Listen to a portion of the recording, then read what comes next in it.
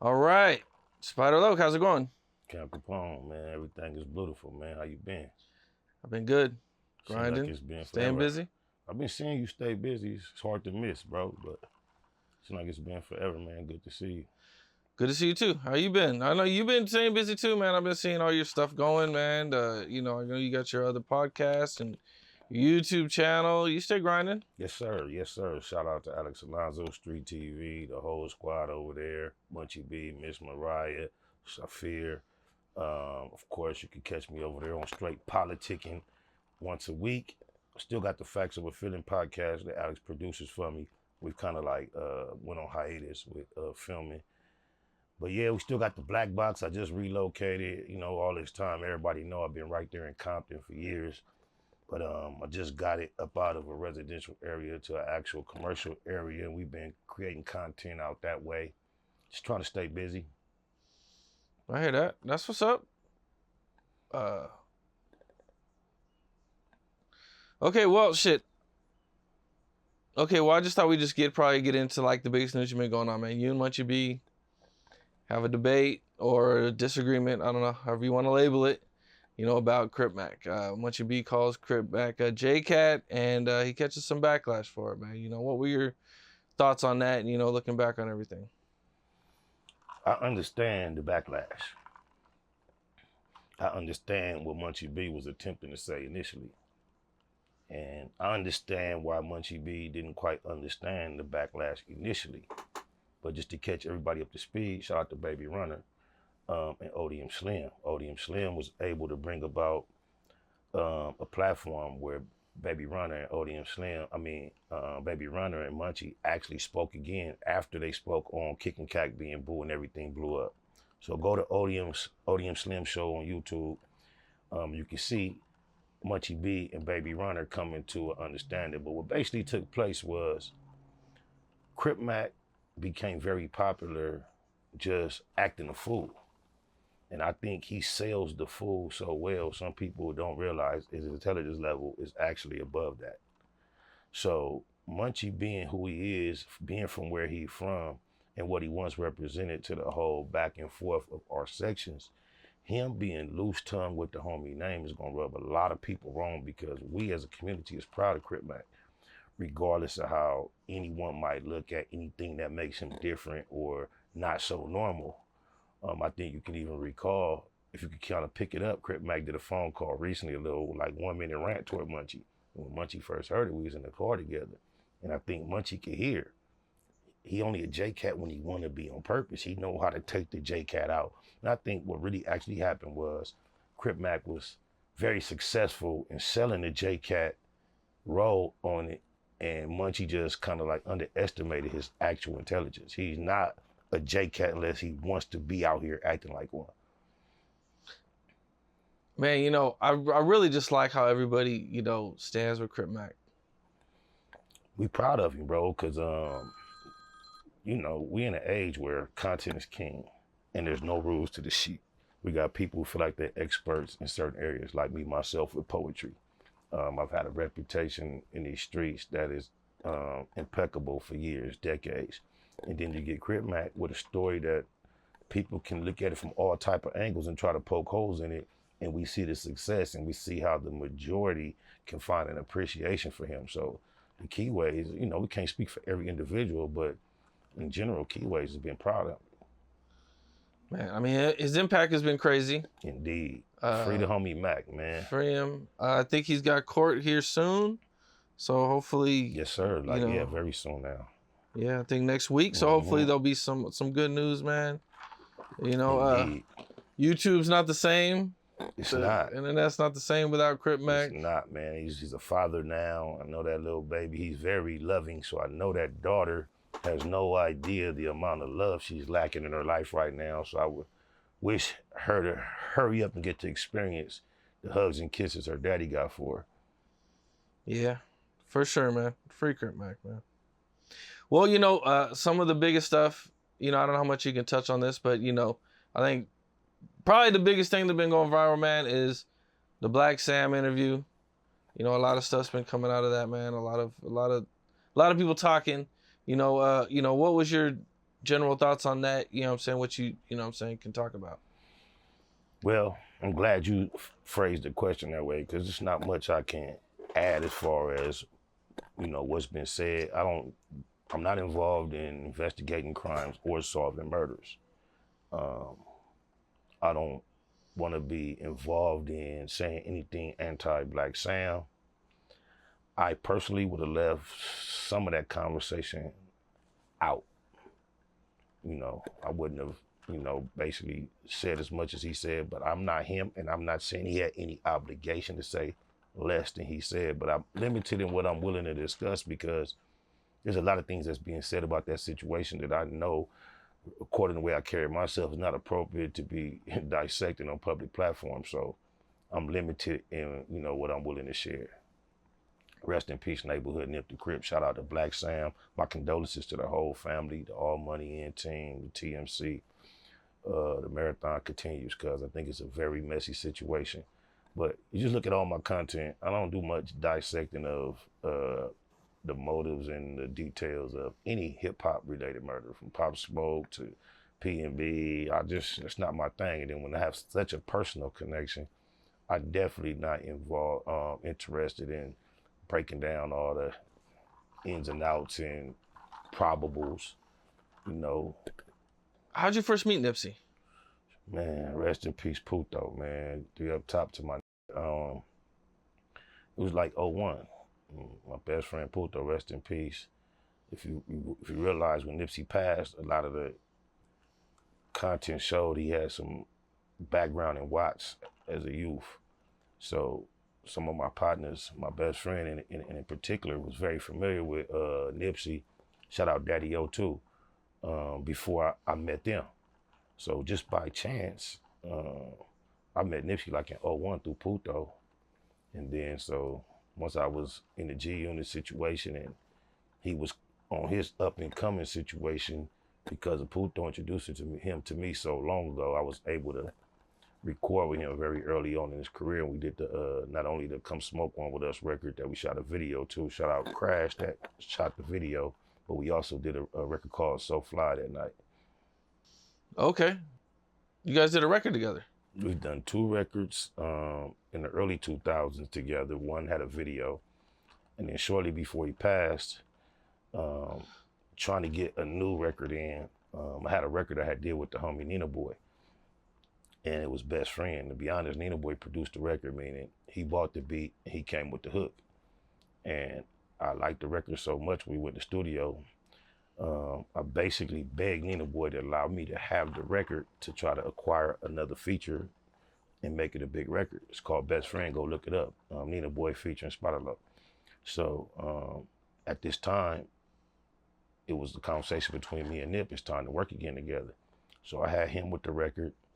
Not only did I have it with Nipsey, but I had shot it to Jadakiss, Mozzie, and with Wack, I had even sent it to him for a potential Savi third.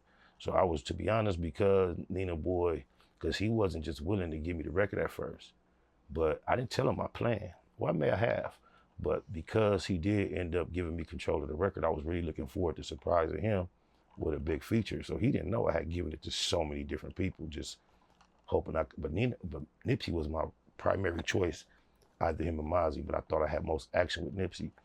And I had attended a lot of studio sessions with Nipsey, and it never went down. And what took place at one particular session was, it was just him, me, and his engineer G. And it was just us 3 in the studio. And Nipsey put the record on, he walked around, mumbled to it. And I was thinking to him, I remember texting Puto, like, cuz finna do the record.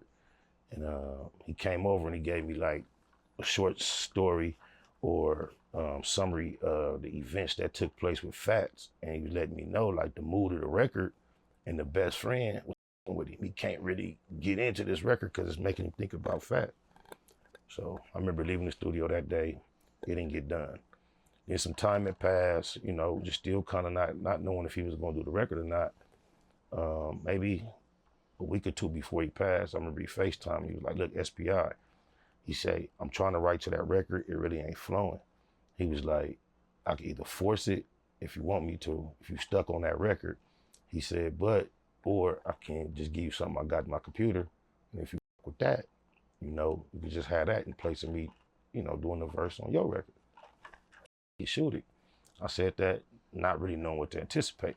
So I remember when Cuz sent me the song, I remember playing it, and I ain't gonna lie, I got kind of caught up emotionally. The song is called Count on You. You can go find it on YouTube. But at that moment, the emotion and the energy behind the record, I appreciated so much that he told me, listen to it, call me back, let me know if you with it. I was playing on repeat, crying, like mucus, tears, boom. And I could recall him FaceTiming me back and me realize, oh, I'm supposed to call him back. And my first inclination was to wipe my face and all that. But for some reason, I decided not to. And I just answered the FaceTime with all the extras. And then I remember him just so casually acting like he didn't see none of that. That SPI? I'm like, yeah, cuz I love you. Thank you, neighbor. He's like, I love you too, cuz. He's like, yeah, that's Bino on the hook.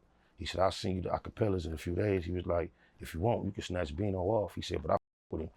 And Bino, what he did was so hard. Of course, I would never consider taking him off of there, but that's just the way he got at me when he gave me the record. And we had plans to shoot videos and really produce the record. And then he was so unfortunately taken from us to where I never even got the acapellas from him. It's hard for me to even convince many people that that was really a record he gave me with those intentions. Is the record out? Yes, out. You spit on it and everything? Or? Yes, I did my verse. Yes. Oh, okay. Yeah. Oh, that's what's up. Yeah. Okay. Now, you mentioned early 2000s. So you knew him before he blew up? Yes, sir. You got to look up Spot Alert, Nipsey Hussle, come smoke one with us.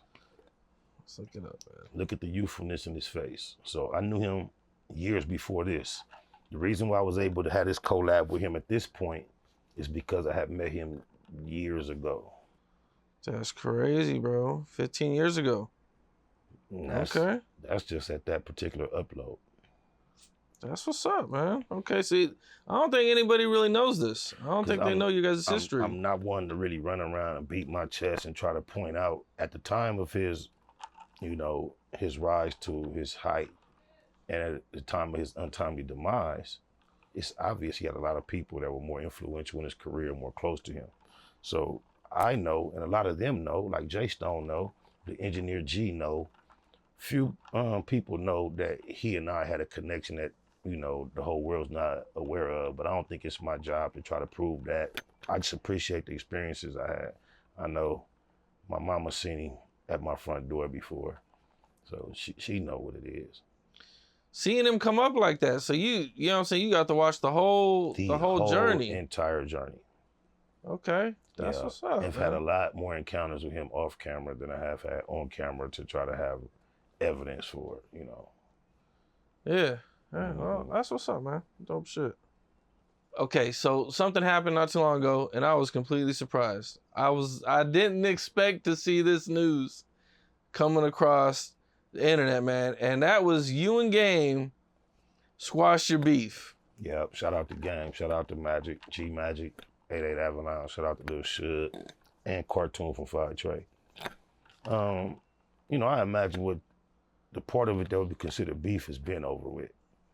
Game ain't showed me no attention, negative or positive, in so long. However, because I've been on the internet reacting to headlines, keeping up with the majority of the headlines that are in our culture, I've spoken on him far more often than he even paid me any attention. So although I hold no real ill will toward him, I'm just of a cloth where I keep things where they left off.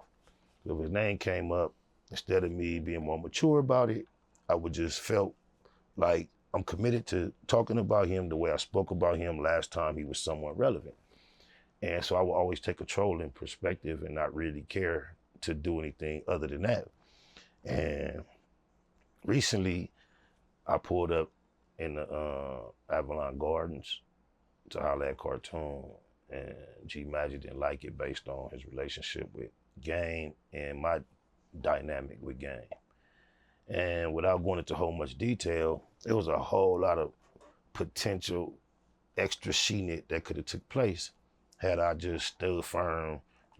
And then when I just had to take a good analyze about who all was becoming involved, the reason why I'm even having this tension with Game, who I can admit was once a friend of mine, I just thought as a man, the wisest thing to do was to see where G Magic was coming from, because he was willing to make peace. It wasn't like, it's over with. No, don't come in my projects. We ain't cool with you no matter what. It was like, if you're not with peace, then I don't want to tolerate it. So I had to respect that. And I had people on my side and on his side that was willing to stand with me, whether I made peace or not.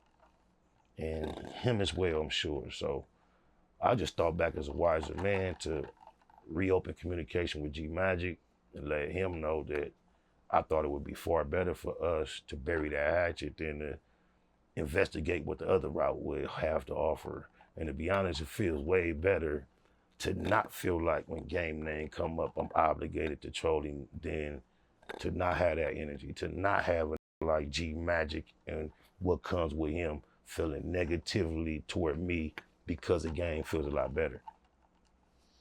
You guys get on the phone? Yeah, we spoke on the phone. Him, myself, like I say, the homie Suge from Avalon, my G homie Big Spider, and my homie Crip Dog from Q102. We all had a conference call. Okay. And the part about burying the hatchet was very short. A call that maybe last 15 minutes. We talked about the bullshit for about 2 or 3. Then there was some catching up and a lot of positive exchanges, and that was about it. Okay. Anything since then? You guys got any plans or anything like that? No, I don't know. I'm suspicious I've been a little too disrespectful to Game over the years for him to want to explore anything beyond that. I think basically what we established is if we do happen to bump into each other unexpectedly, we don't have to worry about it, how we feel about each other. But I don't really anticipate him looking to be any closer or cooler with me, then I might have that off.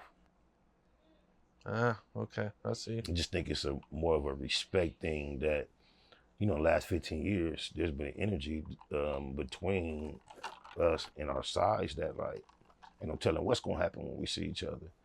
And, based on like G Magic went to elementary school with my brother and some of my G homies, and the relationships go so far back. I start thinking the origin of my problems with Game and all that, it just wasn't that important. It wasn't that deep. I mean, you guys kind of fell out over 50 Cent and G Unit, and that's, both of you guys haven't been linked to 50 and G Unit in so long. So when you do the math, what sense would it make to hold on to anything that originated there? And then look what's at risk for the future. It's just that it didn't make sense when I weighed out. Yeah, I hear that, man, for sure. Okay, I seen this on Drink Champs. They asked DJ Quick about Michael Jackson. I guess he did an interview somewhere and he had said Michael Jackson was a Crip. But, I guess, if once you investigated, there's pictures and everything of Michael Jackson having Crips in this video and everything. And, I mean, I guess, from one of the videos I watched, some of these dudes were from East Coast. Well, I've heard that, seen the picture, and I ain't gonna lie. To me, it was so hilarious. I've never even asked none of my G homies or Eastside EC historians that I know better. The fact that I see other people, that's reputable LA people, speak of it, that it might be true, it's such a viral issue. I think I would have heard one of my homies mention it by now. You feel me? The best I could do right now is probably try to call one of my G homies, put them on the spot that I know that would know better. But outside of that, I think it's just an internet troll thing that's caught some legs and is going on. I could be wrong, but I've been around quite some time, and I think I would know that if Michael Jackson was connected to the set. So do you think the dudes were even Crips that were in the picture and video, or do you think they were like actors? No, I believe there may be some Crips in that picture, and it may even be some homies in that picture. But as far as Michael Jackson being down with the homies or ever being affiliated, I think I would have heard that from the inside. Okay. And I could be wrong. I don't know everything. You learn something new every day. But if you want to ask me if I had to bet right now, I would bet against it. Okay, but you never asked somebody That's about it how or anything? ridiculous it was to me. It didn't even strike no curiosity. Every time I saw it, I laughed at it. Uh-huh. Okay. So I'm gonna say that in the public platform, open to being wrong and being embarrassed and being molded. Not embarrassed, but molded. You know, if I'm molded, I'm molded. For the young people, molded means you thought you was right, but now you're wrong. Molded. Molded, yeah. Okay. Well, Young Buck Buck Jenner. has been in the news. Yeah. Heard he broke even. He got some get back. He had to sell his catalog to pay off 50 Cent. I guess at one point 50 loaned him like $250K to clear his debt. You know, so he had to sell his cars, his jewelry, rights to his catalog. You know, he got like $1 million for all this, and I guess he had to pay the IRS some money too. Maybe there was some money left over. I mean, two ways you can look at it. You can look at it in relation to where he once was career-wise and what everybody thought he was going to end up being and say, damn, it's fucked up. Or you can look at it the practical way of life and say, damn, good thing he had what he needed to get that out the way and he still got something, he still got action to move forward.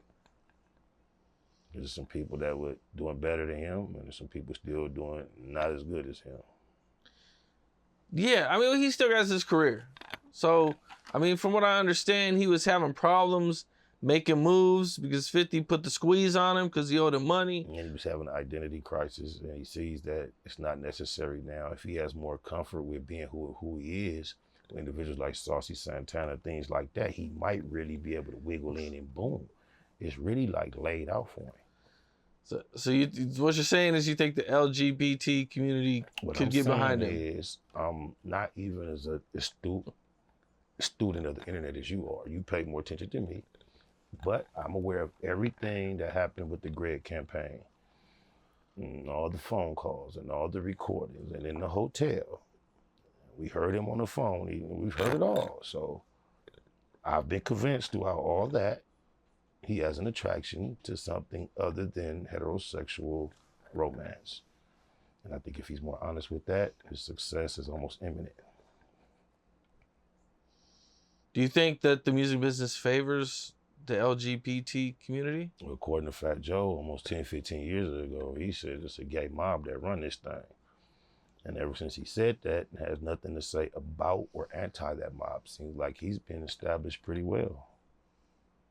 He acknowledged it and he doesn't disrespect it. And it seems like he remains relevant. Maybe he knows something.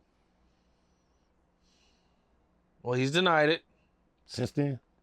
Since some of the videos came out, I believe he was on Vlad. Now, him denying it, does that validate it more, or does that lead you to think he was wrong? We all heard him clearly say it. That he believes that type of mob runs hip hop. Oh, you talking about Fat Joe? Yeah. Okay. So right. Since he made that statement, he has not been anti that type of mob. He acknowledged it, observed it, announced it, and he's been remaining relevant. I hear you.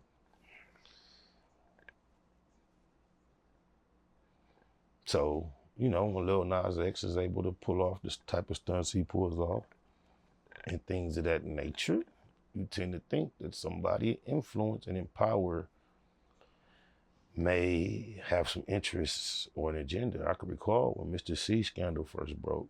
I remember different journalists putting a camera in the face of a lot of prominent artists and figures in hip hop, trying to get a laugh, a joke, any type of judgment out of them. Some of the most hardcore people we can think of. Nobody was comfortable cracking a joke, laughing, and he was getting caught up. And we know, like, the way we come from, the things he's getting caught up doing, they were at least funny, but nobody was comfortable laughing or nothing. Then Hot 97, and they gave him so much support verbally, especially the personalities on the radio. I remember hearing an interview after it all hit the fan, and he finally admitted. And, they were very accepting, open arm. No judgment whatsoever. He got sounded like a tough guy image, though. That's the problem with me not seeing people wanting to separate one type of character from the other. The blend is such a dangerous blend to me. I think that's how you get the wrong type of body fluids into the wrong body orifices. When we scared to separate one from the other, acknowledge, observe, and announce what's what, when everything trying to blend and be the same, I think you end up with chemical imbalances that cause health problems throughout communities. Brian Bumper. Damn, bro, the only thing I can say about that situation is this. I hear some people saying when he was throwing eggs, it was staged production. Now, if that be true, then maybe he just got tripped on and he should have spit on somebody or beat somebody up. However, if any of those eggs he ever threw at any of those females were not stage skits where the female agreed to him, then he got what he had coming. Yeah, I mean, he remained pretty calm. I was, you know. It looked like he felt as if he deserved it. Just like the females was taking the eggs most times like it was in the script. Like he flipped the script, like now he's taking it. And that's emasculating, if nothing else. He even asked the guy, who thing is the egg thing? But you did it to females. And now just treating you the way you branded doing females, men are treating you that way. And you're the person on camera recognizing and announcing that. That's not a good look. You basically said, you doing me like I do. I was surprised to see him just walking around like, I ain't gonna even trip and knock his hustle or his struggle. Whatever it might be, maybe he just got released. Somebody said he may have got released. So maybe with the new phone, don't know numbers, he couldn't get quite with whatever, jumping on public transportation. My thing is he looked extremely healthy, like he was healthy on purpose. So if you're doing all them reps and all them sets, and here you come, these are the type of altercations and reps and sets was made for. So what being in shape is for? What you getting in shape for like that if, I hear you, man. That's, yeah, I mean, man, I was like, damn, bro, that was, yeah, that was pretty wild, man. Yeah, sheesh, man. Well, Kevin Gates. Did you see the video of Kevin Gates? I think I did. Was something on stage? He slapped somebody's hand down or something? He looked like he was walking in like kind of like a hallway of a store or something, and some YouTuber was pranking him, and he took off. Having a perspective on that shit, man. You never know, man. I ran through No Jumper for about 6 weeks straight, and then I see from the back end a little bit, and then we all could see. Never know when it's to play these days, so. Kevin Gates has been seen doing so many controversial things. Some seem extremely alpha, some seem not alpha at all. There's so many extremes out there. Who knows if that was authentic, bro? I'm almost starting to tap out on believing anything that these celebrities get involved to that lasts about 10 to 15 seconds in public. I'm almost not trusting none of it. Especially being a YouTuber. Yeah, and and I've seen different individuals suggest certain things. Then I've seen certain things play out right before my eyes, and I've been convinced. And when it's all over, said and done, it's no, it wasn't what you thought. So now I just, I'm skeptical, extremely skeptical. I'm not a Kevin Gates fan, and I've seen him do too many things, say too many things that can be considered weird to just assume that was an authentic moment. He's known for saying a lot of wild stuff, man. Yeah. That's a fact. I know. I remember I seen a video where he was like, this was years ago, man. He was like, if you come over, you gotta suck my dog's dick too. I thought whatever I had to say was gonna be worse. That's the worst I've heard. I heard him talking about drinking piss. Beyonce's piss. Yeah, and I've also seen him talking about men going to jail on purpose because they miss each other. Oh wow. Yeah, so I seen him take some photos that, he might have been under the influence, and I don't want to be too judgy, but a lot of times these dudes get caught in compromising positions and photos that I like to give them the benefit of the doubt. It was a video, and they just grabbed the steal. But some of them seem to be real comfortable and rested in some very compromising positions that I would never be comfortable in. And I seem to have seen him in some of those similar situations, photos, not fully dressed, with males, purposely touching. clutching, hugging, posturing. Just too much. Yeah, can we get? So he does a lot, man. But I'm not a hater or a fan of him. I just am vaguely aware of his presence, and those are the things that I've seemed to have seen. So when he gets into a small run-in with a YouTuber that you know has these run-ins, it can be non-authentic in two ways. It can be planned, or it can be he only did that because he know what type of cat it is. He know what time it is. I mean, niggas is you really gonna treat like that just off rip, and who really deserves to be treated like that off rip? Do you get any stripes and props for doing that to a blogger who you know would take that for the viral moment? Yeah, I hear you. I mean, he is kind of, he's kind of known for going off on people, man. I remember there's that video of that, I think that chick grabbed him in the crowd. I think he ended up going to jail for that for a while. He ended up kicking her. Yeah, so like how many strikes do you get for hitting a chick? So is that valid still, whether it's authentic or not? Was it valid for him to do that? There's no stripes available. You didn't win no matter what. If you're that unaccessible, perhaps you should have people paid around you in public to keep the random person from running up on you, because you're risking sinking the whole ship by being the first one to throw a blow.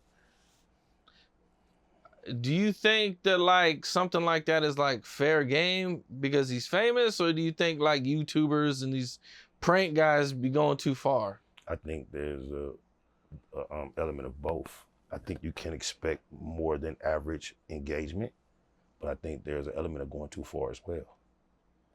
But I don't think when you get into the court of law as a black man, all that comes into play. I think you got to be sharper about how you react.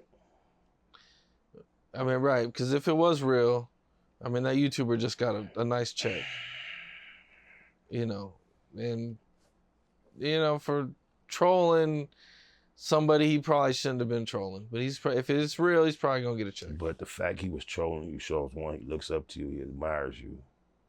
And I've seen you be wiser with different individuals. When you saw Charleston White, y'all hugged. He seems to come into this type of deep space of being peaceful with his brothers at certain points. I don't see why that was such a big moment for him not to be able to exercise some of that. If you have this spiritual power that could touch an engine and start a car, you should be able to tap into that when it's time to de-escalate this small moment with a fan who knows makes his living off of doing this type of shit. You could have turned that into a teaching moment without putting yourself at risk of monetary or even your freedom being jeopardized. I guess we'll see. Because he's going to sue. If it's real, he's going to sue. And I think that might be, for those that are really interested in knowing, which I am not, but for those that are interested, that might be the proof in the pudding. If he sues, it was real. If he doesn't, probably was a play. Or he might reach in with a threat of suit, a few paperwork, pay a few dollars. That happens all day, every day. For sure. Well, Roddy Rebel recently went viral. I understand your pain, bro. But well, let me get it all out there for the people who don't know. He was on his way out of LA. I believe this is a BET weekend. And he posted in his story, LA SMD. Or LA I'm out, SMD, something like that, man. All Hoovers, same thing, man. Yeah, man, I fired a lot of people up, man. Yeah, I think he, I feel his pain. I understand his emotions. I think basically what he was saying is, LA, I'll never be back. That's how I translated it. I'm gone for good. I don't think anyone is, no matter how offensive it sounded, I don't think nobody who heard those words on the face of the planet felt an ouch. Not one person. LA, Hoover, it didn't feel, like, until he said that, I didn't know he existed. So, like, he's on the internet. Only the internet is going to react to that. Nobody in LA or from Hoover that matters cares that he feels that way. Only the internet cares. Do you think it would be a problem with him? I mean, if he does come back? If I had to put my imagination to it, he said that if he bumped into somebody from LA that's a street dude or somebody from Hoover that saw him and was aware that he said that, and they're in a comfortable position, they might want to holler at him about that. Hell yeah. But I can also visualize some time passing and him staying about his business, dipping in and out, not engaging niggas from Hoover or street.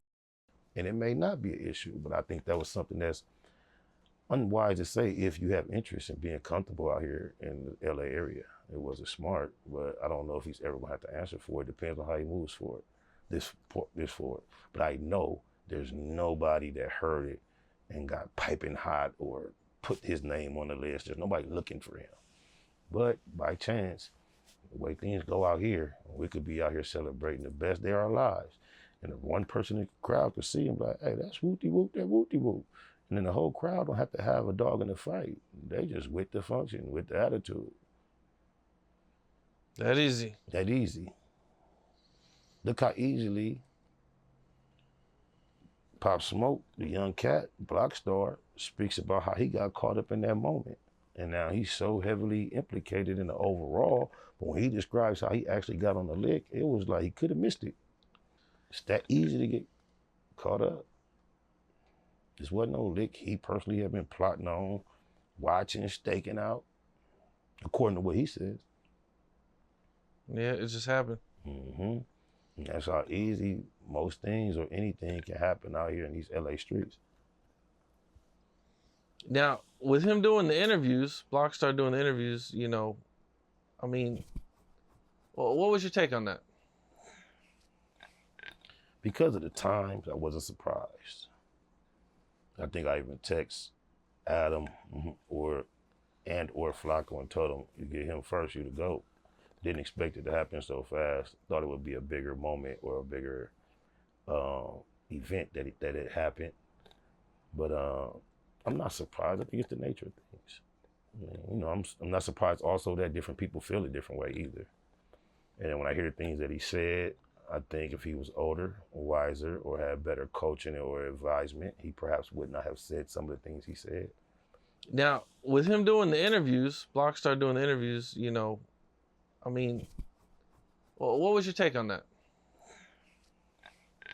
Because of the times, I wasn't surprised. I think I even text Adam or Flacco and told him, you get him first, you the GOAT.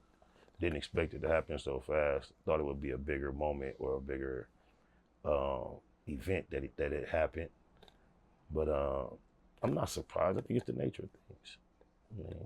I'm not surprised also that different people feel a different way either. And then when I hear the things that he said, I think if he was older, wiser, or had better coaching or advisement, he perhaps would not have said some of the things he said. I think I've heard him try to kind of like go a slightly different direction at other interviews since then. I heard him say some things that we can consider even almost remorseful toward the mother.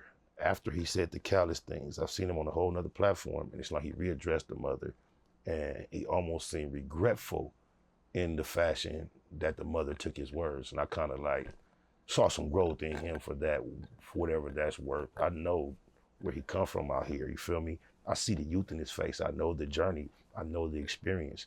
The fact that it became high profile and all that, I know why the public is so sensitive to it, but I can't judge his experience the way the public does. I know how simple he got caught up in that situation. I think had he thought longer, had been better advised, he would have took maybe a little bit longer before he started going online and said some slightly different things. Could have some media training. Could have been more prepared for the questions. They say I'll be saying shit in a long way, yeah, period. Yeah, that's all I was trying to say. I just simplified it for you. It's all there good. You go. He's learning on the job. The long way is good too. Yeah, it kind of sets me apart from others, man. Yeah, no. I mean, yeah, man. I mean, it was a lot of people. Adam got a lot of backlash for doing the interview. Man, they kind of felt like he was rewarding somebody for being involved or killing a rapper. Which is. You know what I'm saying? We hip-hop platforms and everything. And he often compares himself to Vlad as if they're like alter egos, one and the same, or, And then you look the generational case of Tupac, Keefe D. He's been platformed not only by Vlad but other platforms that are almost comparable. You with him? Blockstar? Keefe D. Yep. So, you know, it's kind of like a precedent already been set for high profile hip hop murders and people involved. Reggie is heavily invested. It's not like Adam introduced this element of podcasting. Our sector of hip hop has been heavily, look at academics and the whole Chicago shit.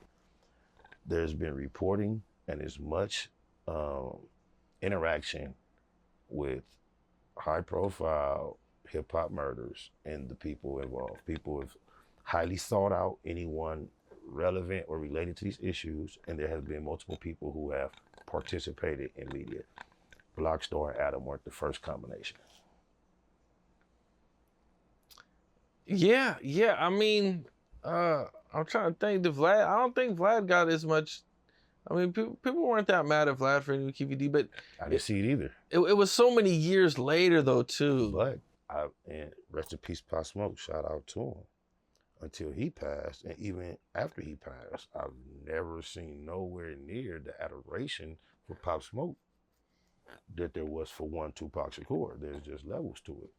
So even though there might have been time passing generational, I still think at the time of Pop Smoke's passing, Tupac's passing might have been equally as impactful. I mean, Pop Smoke's passing was, I mean, he was just on the rise, man. He was. I think he was gonna be a star. But I think it was realized even later than Nipsey. Like Nipsey was similar, and when he got cut down, I think it was a lot more obvious what was ahead of him than Pop Smoke. He got caught down early, and it was obvious he was going somewhere, but it wasn't apparent that he was going so far. He got cut short from greatness, but if you had to just look on the scale of greatness, it seems like we knew factually that Nipsey was going to be, not saying that ultimately, but there's more evidence that Nipsey was he was robbed of more apparent greatness, guaranteed greatness, not potential, but just the obvious. You feel me? I get that. I get the concept, but I just think about, you know, when the conversation of murder gets online, a lot of people discuss it too much. I think it should be a lot less said in general. Nipsey was, I mean, man, he just, his evolution was so much. It was just like, you know what I'm saying? Like he always found ways to just take it up a notch. It was kind of crazy to see, you know? He did, and I watched him evolve and where he was when he was robbed from us. It only makes me just think hard, like, damn, what was coming? But I also reflect and share upon the fact that I think on a spiritual sense, Nipsey was more aware of his faith than those around him. That's why I kind of like coined him the keyway Christ, not to be sacrilegious or blasphemous to any religious believers. But when it comes to typecast, when it comes to the Crips, I think Nipsey went through some things that, for me personally at least, if I watch, if I pay good attention, I can make attempts to avoid. And one of the main themes about the Christ in the Bible was, by the time it was time for him to go to Christ, he had been telling his partners what was coming all this time. And when it was time for it to go down, they were still surprised. And they didn't realize that the Christ that they supposedly been hearing about for years, and they was waiting for him to come to be amongst them, they didn't realize he was right here. And so when I look at Nipsey naming his debut album The Victory Lap, he's too introspective. He's too much of a reader, too much of understanding the structure of words to name your debut the title of something that is the conclusion. Until Nipsey described his name, took the title Victory Lap, when else have you ever heard the word victory lap? It's to only let you know that things are what? It's over. Okay. So, just like I feel like Christ was in parables and letting out message amongst his crew, I think that was right slapped in our face. Like, he was letting us know, whether he even realized it consciously, I think on the spiritual, I think he tried to be so in touch with his spiritual side. I think he was entitled. I think the spiritual side was ahead of his actual conscious side, and I think his spirituality knew, whether he consciously knew in his first month, I think his third eye knew what was ahead, because even when you go back and listen to his music, it's almost like he predicted almost right now the most common word associated with what they're debating is inside job. It look fishy. He got lyrics to say. If it's an inside job, you feel me? He got lyrics that say, the police want me dead, they hope my homies kill me. You know what I'm saying? He got lyrics that say, and I'm paraphrasing here, but he basically tell you, like, I don't want your help, just let me suffer through this. The world would not know Jesus Christ if there was never Judas. He said, the knife in my back, that would be the betrayal that introduced us. Like, that's not the exact structure of the lyrics, but that's the point he makes. A long time ago, before the victory lap, he was telling the world, I don't want no help, just let me suffer through this. The world would not know Jesus Christ if there was... if you could just soak up that bar right there. He's telling you, look, I hear you. You can save me from this fate. Christ wouldn't be Christ if he didn't allow his closest ones to do him, because guess what? It was so deep. This is how much of a Christ he is. At the Last Supper, you know what Jesus told Judas? I believe it was something. I don't know if it was the last one, but like, I know you're the one. You know, or yeah, go handle your business. What you still doing around us? You think we don't know what you up to? What you waiting on, Judas? I'm ready for this. He didn't tell him I know what you was gonna do. He said, Judas, basically, go handle your business. Okay. Remember, thing, yeah, you know, it was something of that nature. They was at the table. I think, didn't Judas like kiss him on the cheek or something that? That's what he told him. Go ahead and get with them people, Judas, and come pull up on me later and kiss me. That's what he basically told him. Okay. Yeah, I know what you're gonna do in the future, a little bit in a few hours. I'm with my day unos. I know you amongst us. But Judas, guess what? Without detailing, he said, look, go do what you finna get to. And that was, later on, betray me with a kiss. And then, this what Nipsey told us.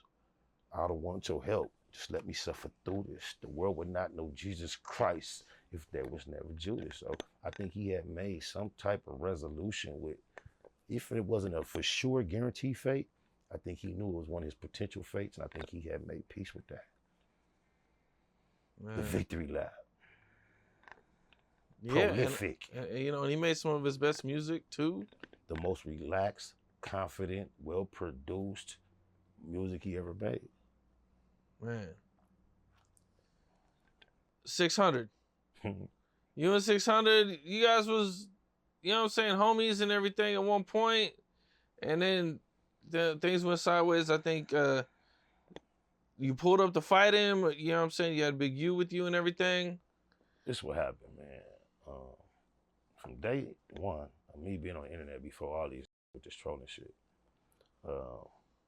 I was very particular in the people I chose to troll or to engage. And when it came to street affiliation, whether people realize it or not, your affiliation had a lot to do with it. So I'm from Roller Coaster, traditionally, historically. A lot of my connections, bonds, and friends are from that. And before I had an opportunity to have a personal disagreement with 600, he was vouched for by some reputables from 60s. Now, I know it's a pecking order, it's a status. We got homies that they gonna protect, whether no matter how we view them, we gonna protect them from everybody else. And then we got homies, it's a different shit. So in general, when 600 was introduced to me, he was in good graces with some people that I respected from 60s. Then I know how internal shit go up, down, in, out.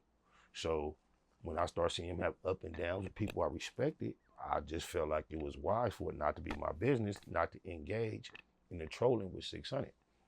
You know what I'm saying? So it was less of a personal respect and more of a political respect, because I've learned this a long time ago. When you start dealing with members, regardless how personal the issue is, when you have a issue with them, And 9 times out of 10, you're implicating their homies because that's what our whole essence about, riding with our homies, being down, supporting, you know what I'm saying, having each other back.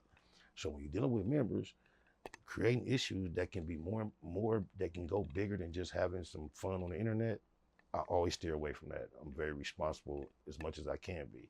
I have too much experience in the street to try to allow any of my internet or hip hop activities to become part of that. I try to avoid that. I had just been given 600 to pass just based on, you know, I'm not into even getting that keyways first, nor members, real official members in good standing. I steer clear of that. So even though it was apparent or obvious to a lot of people that 600 wasn't necessarily in good standing, I just thought it was better not to jump on his bumper trolling me.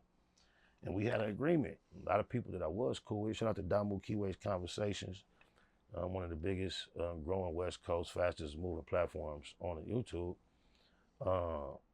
They was kind of like really questioning my position as it was in regards to them because I wasn't engaging in trolling 600. I just had made up my mind for whatever reason. It had nothing to do with any special amount of love or respect for 600, rather for the entire situation, and didn't want to, just thought that would be the wisest thing. But out of nowhere, to blow my mind, I don't know what would cause him to do so. He just went out his way to do a video. And not only did it do a video addressing me and titling it a warning toward me of not to refer to Ho No Hunted as CS2 back, or it's gonna be up. And he chose to start that video by cocking a gun. Then throughout the process, somehow he ended up going on the east side, somehow trying to troll me. And you know, I don't gangbang, haven't gone gangbanged in a long time, but when he chose to make those type of actions on camera, I fell victim to my more mature side, and I thought I owed him a gesture to go outside to counter that. And the content you saw that was developed was me countering those actions by 600. Where were you guys when you went out there? Well, the first section that I went up to was, I was on Crenshaw and Slauson. So I gave him 60 minutes, told him I was in the 60s, still trolling, making content. I'm in the 60s for 60 minutes. I need my 60 seconds. So I hung out in his hood for about an hour. Then he had took it upon himself to go to a section in my section to troll me for a very brief amount of time. So I took it upon myself to go there and wait another 60 seconds and have some of our people that we both know reach out to him. And my main goal, to be honest, was to do exactly what he did, but a bigger version. Make a presence on the internet, and I feel like I had to respond. So, you know, I was with whatever came with it, potentially, but I stepped outside and turned my camera on and went in the streets because he did, trying to shine a certain type of light on me. So I just felt like, you know, fair exchange ain't no robbery. It was my turn to go outside and go and do something similar. Now, since that day, have you guys talked or resolved any issues or anything? One time, Poetic Flacco surprised me on a FaceTime, I can recall. And we talked a few times right after that. He recorded me one time, and then, you know, but every time we call, I'm not no nigga that's ever gonna argue or talk tough on the phone with nobody. So no matter what our intentions is toward each other, no matter how sinister, I will be sarcastic, trolling. You may even be able to record me, finally hearing me saying, I'm scared, oh no, please don't. And you hear that in the conversation, you might record it and play it for the world. All right. I'm not gonna ever be caught up on the phone talking threatening, derogatory. I don't even engage. Feel me? I probably had my last argument years ago, bro. I just don't do none of that. I'm not into threats. I don't talk tough. I get confused with some of the other cats sometimes because I laugh at goofy shit. And maybe my presence is kind of, I don't know what it might be, but I don't really be doing nothing but laughing at goofy headlines. I really don't care about what no street is doing when it comes to the internet. It's none of the internet business. So when real street business get on the internet, I try to steer away from it. You mentioned the recording of the phone calls, man. Why is there so many phone calls being recorded nowadays. In this current culture, current climate, I think Whack Ho No Hundred can get the credit. I think people in this current time may have maybe one trend he can get credit for starting. I think people are trying to keep up with what they've seen being able to be shown when you do record somebody. You know, and I think it's just a real great line. It's hard for me to pass judgment. I think some people have been recorded at times when it wasn't warranted, and I think it's a thin line. But it's hard for me to just speak against recording in general because I've been recording Buck Jenner for like almost 20 years, putting it out on the internet based on this is not no from our culture or it was nothing nowhere near incriminating, but I understand the element of saying one thing and then getting over here saying another thing. And that there, I can get why someone would love to record you and get you. So I don't judge everybody that records every individual the same way. Oh, my mama. But some of this recording is extremely questionable. I can say that too. Well, you know, probably some of the biggest news going on, man, is Foolio out of Jacksonville. To that youngster. Yeah, rest in peace, Julio, man. You know, I interviewed him a couple did? times. Yeah, man. You know, he was a real cool dude, man. You know, what's your thoughts on that situation? Now, you know, condolences to his peoples. Shout out to his side, the op side, no dog in the fight. I see Black Young Life. I see some reporting on it. And from what I could gather, it seemed like he took some of his last moments alive, teasing and taunting death, being loose, dropping locations, not considering some of the energy he didn't put out into the universe with trolling other people in that realm. That's what I can vaguely gather. And I just think all the young people that are still left here behind, even if you active, you think you a G, you be out here moving, sliding. Everybody know you don't drop your location. I think that he opened up his birthday celebration to quite a few strangers. And when you got real ops, bro, you see that little footage that the police gather, when people that serious about coming to get you, sometimes it's not much you can do anyway, though. You see, I just changed the whole thought. I was trying to hold him accountable, but I just thought about that footage, bro. When they coming like that, bro. Which footage are you referring to? That dark parking lot, when you see the car peel off, and you see his partner that was driving kind of react to it on a few interviews, yeah. Well, okay, the actual footage of him being, killed, okay. Because to be 100%, that's why you got to stop the locations and make your circle smaller, because he could have been in that car with 30 choppers. Wouldn't have helped him. It could have been on his lap. Yeah, I interviewed the driver. And that was you. I saw what he said, bro. Yeah, he wasn't expecting it. I called the hotel. And then as I'm speaking with her, I'm still just looking out the window. I put my phone down on my lap because she put me on hold. Looked down at my phone for like a split second. And then something just ain't feel right. So as soon as I look up, I just see, you feel me?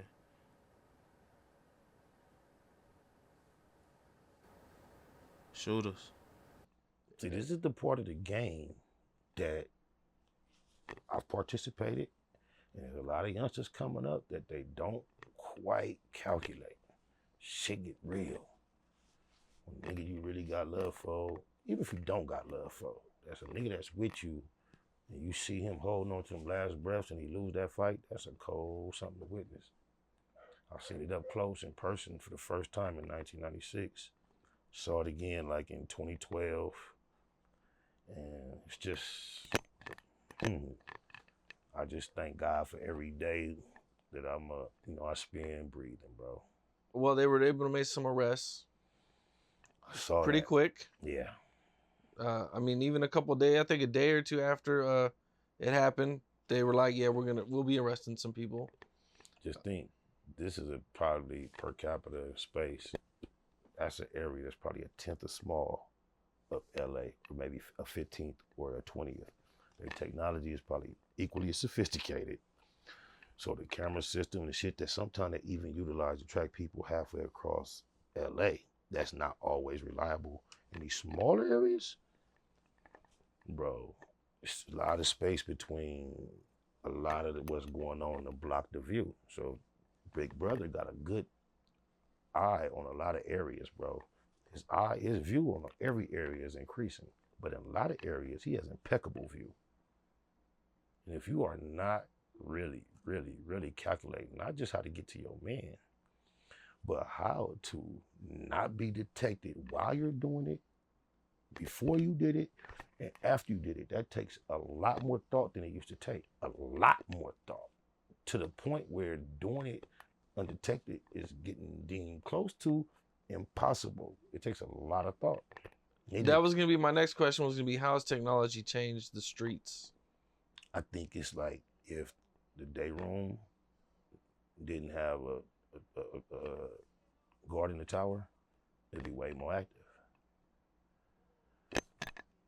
People be picking, they wait for the blind moment, wait for him to walk. Sometimes you get a crash out, but just that guard up top with his eyes, it keeps a lot of shit down. I think cameras having the same effect. We still have the element of people that's ready to crash out over nothing, but I think the things that people are willing to crash out, that value is increasing by the masses. So we get to the point where I believe eventually you're gonna have to harm somebody's woman, kids, mother, for them to crash out. I think that in general it's working toward that. But we still have people that's willing to crash out on camera for every reason, but I think there are less people overall. I mean, out of all the murders, the hip hop murders that have happened in the past 5-6 years or so, I mean, I think there's been arrests for all of them except Draco. Might be the only one that there hasn't been any arrests for. I mean, you're talking Mo 3 arrested, XXX arrested, Foolio, Nipsey Pop Smoke, arrest. Vaughn. Well, I mean, you know, he beat it, but you know, we know who did it. You know, Duck. I mean, Slim 400, the dude. Rest in peace, Slim. Rest in peace, Slim. He was just sentenced not too long ago. Right. PNB Rock. And look how many of these situations have accompanying video to help solve the crime. Yeah. It seems like it's hand in hand. It's like, I heard now in like China or Japan, one or the other, you could jaywalk and they got sensors where your social credit score will go down for jaywalking. You won't have to never see a human. Yeah. Yeah, I've heard they got some wild technology too. Like, your eyes, they know about your eyes and shit. So like, if you're on the run and you go to a concert, like they put up one of these things and it's gonna scan. You know, I just saw something about NFL. There's an announcement where it's gonna be facial recognition being launched throughout the whole crowd this season. So part of you accepting a ticket and being in the big arenas, I believe, is you accepting that there's gonna be facial recognition used on everybody. They're building a database. So if you on the run and you got a fake ID and all that, you try to duck off and go to a game, it's a good chance you might get tapped on your elbow while you're sitting in the game, shoulder to shoulder. And then at the same time, you scroll down social media and they got the most realistic pullover face masks coming out that you ever seen too. Have you seen those masks? No. Well, they got some masks that right now you could pull over and be me. And you will look at it and be like, what the beside that little lighter part in your eye, they got some shit out here, bro. Oh, the mat. Oh, yeah, okay. And they're like facial thin almost. It's just like they got all the details. And if you're just trying to be there and not really be there and get in and get out, they got some cold shit. Like every time they up to Annie, the counter. The other side. Mm-hmm. But you Opposite gotta be, yes, but it's like you gotta eliminate emotions and crash outs. And I think a lot of that unnecessary, unwarranted violence that we want to eliminate, I think it'll help eliminate that. But once you choose to violate certain principles, certain amount of violence is not going to be able to be eliminated because certain people are going to stand on certain principles regardless of the consequences. Yeah. But for the amount of the activity that would prefer to get away with it and look for a blind spot, I think the cameras are going to lead to a lot of that activity being eliminated. I hear that for sure, man. Well, you know, I interviewed Terence Gangster Williams. So did I, man. Shout out Giggity. Oh, okay. You guys work too? Yeah, he got go looking on Black Box, Spot Look Most Easty. We had a StreamYard And I announced it was one of my favorite interviews ever. Unexpectedly. How'd you guys link up? Shout out my boy BC from Mob Pyro from Compton Mob. Yeah, my boy BC put us together. Yeah. Well, you know, he did time, you know, and he admitted to killing like 40 people, which is like crazy. It's a insane amount of people. You know, what are your thoughts, you know, when you first seen the story and heard about it and everything? When I first heard the story, the main thing that stuck out was he posted told some dead people. And based on the whole Keefe D shit, I had already been public, giving my perspective on that, you know, hey, I pass, and you can get out, blaming it on me, do so. So I wasn't really familiar with all the details, and I thought that was the most pertinent issue with his story. So I had spoke out against, you know, in support that, like, shit, if he was stuck and he got out telling no dead, I was like, so what? You know what I'm saying? I've heard other people try to, once I said that, people get in my comments and try to say he participated beyond that. At this point, I have no way or no interest in trying to decipher to figure out what all he went through in his whole life. Apparently that he did work out some type of situation for his freedom. And from my understanding that no humans that were alive were either adversely hindered when it comes with regards to their freedom or put in a potential hindrance. So ain't none of my business.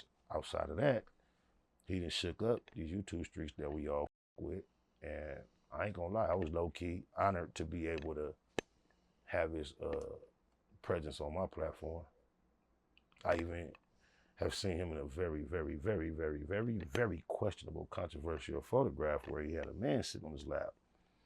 And it was hard for me to do the interview with him without bringing it up. And when I brought it up, I didn't know how to really anticipate or gauge what his reaction would be.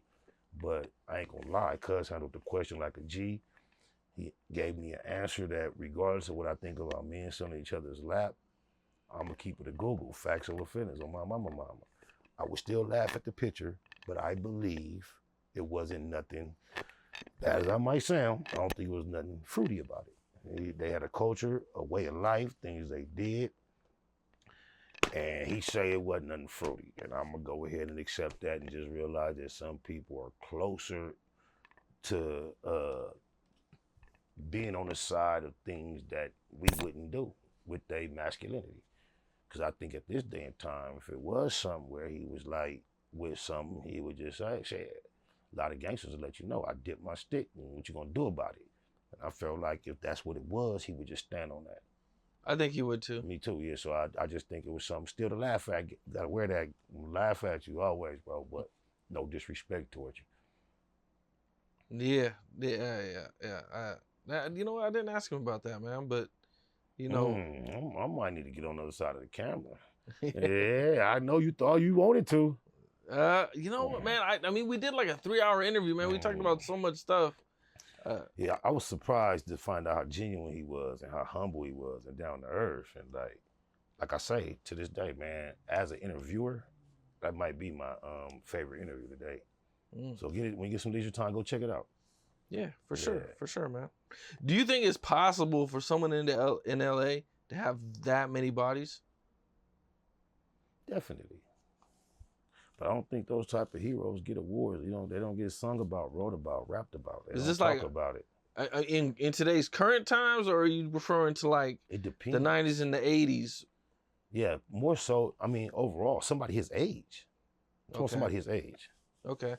Now, for someone younger than me or younger than he and I, our children's age, in their 20s coming up to try to accomplish that, or to be trying to do it now, I mean, it depends on what you're dedicating the rest of your life to, how sophisticated your life is, and how serious you are about accomplishing it. If you're waiting for like random moments of just going on one, I think that'd be kind of difficult.